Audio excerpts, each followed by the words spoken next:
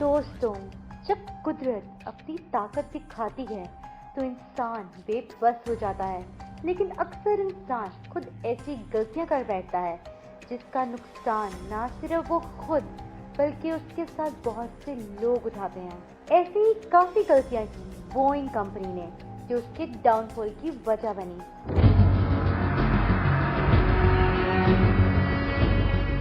लेकिन Boeing company के साथ हमेशा से ऐसा नहीं था।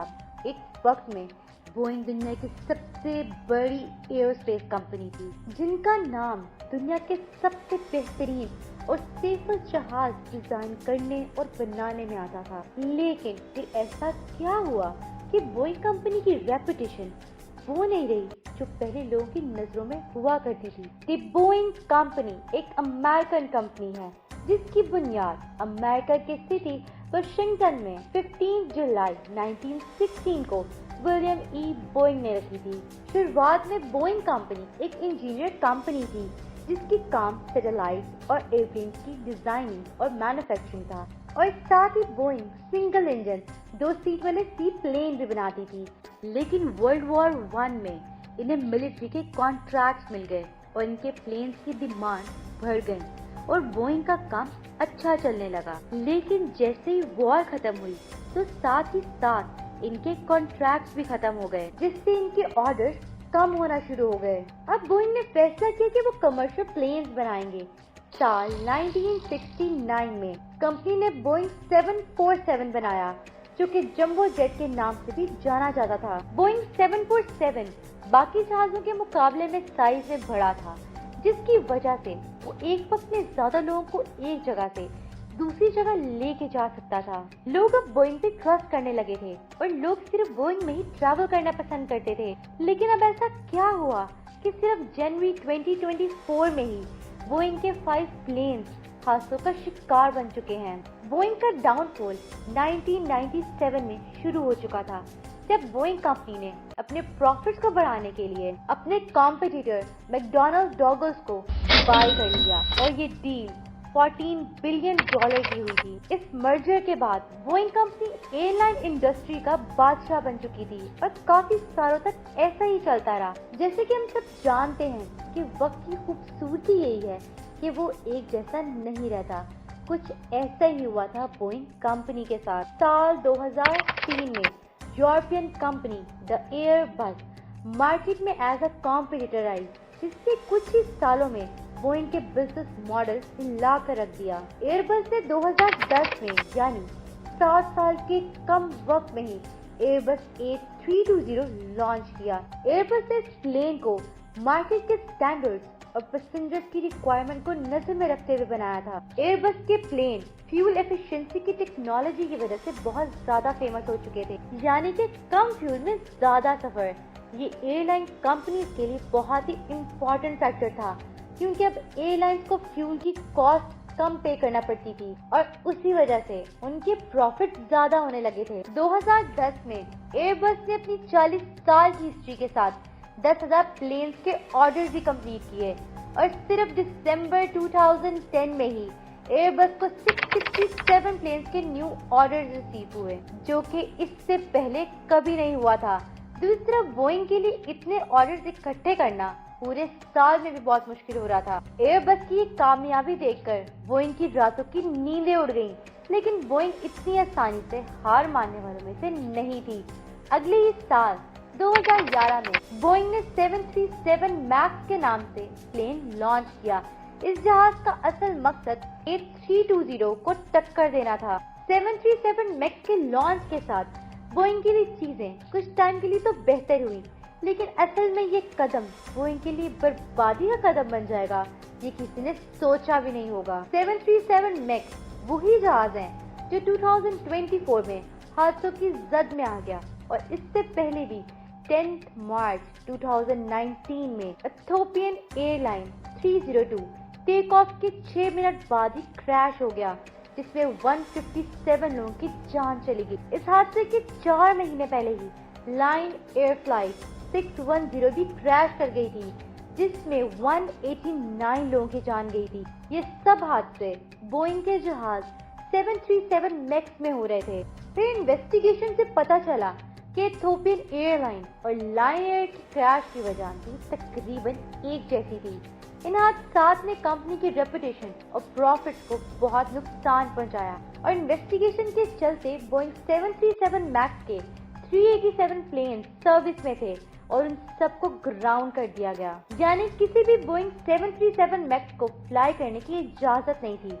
ये बात पूरी दुनिया में आग की तरह फैल चुकी थी और बोइंग कंपनी के स्टॉक की प्राइस गिरना शुरू हो गई थी। दरअसल जब बोइंग ने एयरबस के बढ़ते हुए बिजनेस को टक्कर देने के लिए 737 मैक्स लॉन्च किया तो जल्दबाजी में इसकी मैन्युफैक्चरिंग पर ज्यादा तवज्जो नहीं दी। 737 मैक्स में न्यू इंजन यूज किए गए थे जो कि फ्यूल एफिशिएंट थे, लेकिन उनका वजन पुराने इंजन से ज्यादा था।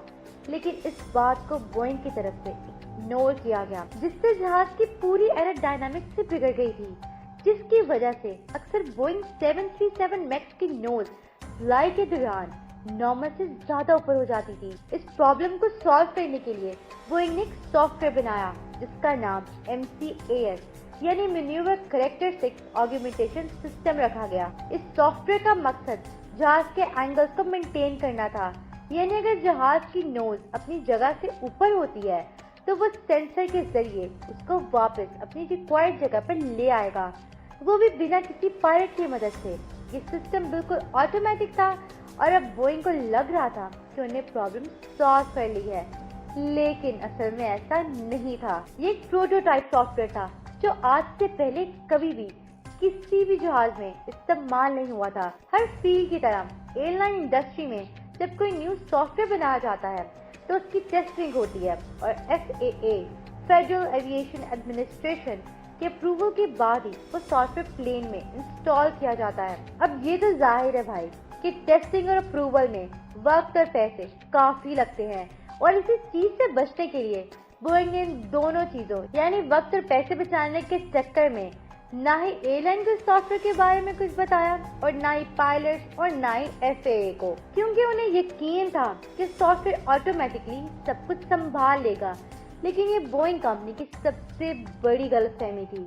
MCAS सिर्फ एक सेंसर के बेस पर चलता था जो कि बहुत रिस्की था, क्योंकि अगर वो सेंसर खराब हो गया या किसी वजह से उसने गलत रीडिंग शो की तो पायलट की मदद के बगैर सीधा उड़ता हुआ जहाज नोज डाइव की वजह से नीचे को गिर सकता था और उस वक्त बहुत देर हो जाएगी, क्योंकि फिर जहाज को कंट्रोल करना पायलट के बस में भी नहीं होगा। ये कुछ लायन एयर फ्लाइट 610 और इथोपियन एयरलाइन 302 के साथ हुआ था। दोनों प्लेन की नोज डाइव हुई थी। पायलट की बहुत कोशिशों के बाद भी दोनों प्लेन हादसे के शिकार बन गए और 346 लोग अपनी जान से हाथ धो बैठे। इन्वेस्टिगेशन की बेस पर जब FAA को पता चला कि बोइंग ने विदाउट अप्रूवल MCAS को इंस्टॉल किया और उनकी इस गलती की वजह से लोगों की जान चली गई, तो कोर्ट ने बोइंग को FAA को फ्रॉड और धोखे में रखने पर $2.5 बिलियन का फाइन किया। दोस्तों, ये कहावत तो आपने सुनी ही होगी कि घर का भेदी लंका ढाए, यानी कुछ हुआ बोइंग के साथ। बोइंग को निकाब करने वाले कोई और नहीं बल्कि कंपनी में काम करने वाले टेक्नीशियन ही थे। इंटरनेट में आज भी बहुत सी वीडियोस हैं जहाँ बोइंग के वर्कर्स ये कंफर्म करते हैं कि वो कभी भी बोइंग में फ्लाई करना पसंद नहीं करेंगे, क्योंकि उन्हें सेफ्टी इश्यूज थे। इन लोगों ने बहुत सी रिपोर्ट और इंटरव्यूज में भी बोइंग की मैन्युफैक्चरिंग की खामियां और सेफ्टी इश्यूज को एड्रेस किया। एक विसल ब्लोअर ने तो ये भी बताया कि 787 ड्रीमलाइनर के बॉडी पार्ट्स को ठीक तरीके से जोड़ा भी नहीं जाता, जो कि एक बहुत बड़ा सेफ्टी हैजर्ड है। यही हुआ अलास्का फ्लाइट 1282 के साथ, जो जनवरी 2024 को पोर्टलैंड एयरपोर्ट से टेक ऑफ हुई, लेकिन 10,000 फीट की बुलंदी पे प्लेन के इमरजेंसी डोर टूटकर हवा में अलग हो गए। इस वाकये के बाद अलास्का एयरलाइन ने अपने 9 प्लेन जो कि 737 थे को फर्दर इंस्पेक्शन के लिए ग्राउंड कर दिया।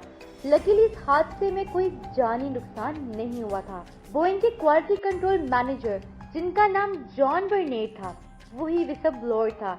उसने बताया कि किस तरह बोइंग स्पार पार्ट्स को न्यू प्लेन्स में यूज कर रही थी, जो उन्हें काफी दफा अपर मैनेजमेंट को कंप्लेन भी की, लेकिन उसकी बात का किसी पर कोई फर्क नहीं पड़ रहा था।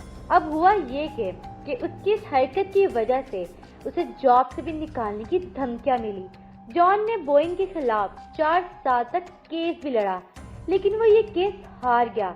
लेकिन जब 2024 में अलास्का एयरलाइन का हादसा हुआ तो जॉन ने फिर बोइंग को सू किया, लेकिन इस दौरान उनकी मौत हो गई। पुलिस की रिपोर्ट के मुताबिक जॉन ने सुसाइड किया था, लेकिन जॉन की फैमिली को पता था कि ये सुसाइड नहीं है, इनके पीछे जरूर बड़े लोगों का हाथ है। बोइंग से जो गलतियां हुई और लोगों में जो भरोसा खत्म हुआ, वो बोइंग को बहाल करते करते सालों लग जाएंगे।